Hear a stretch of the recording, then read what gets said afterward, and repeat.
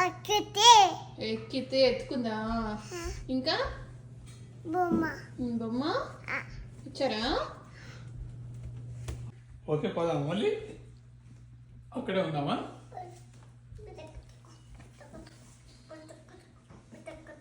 ఇప్పటి నుంచి పెద్ద కొతుకులు ఉండవు, ఓన్లీ ప్యాంట్ షర్ట్స్ తెలుసా?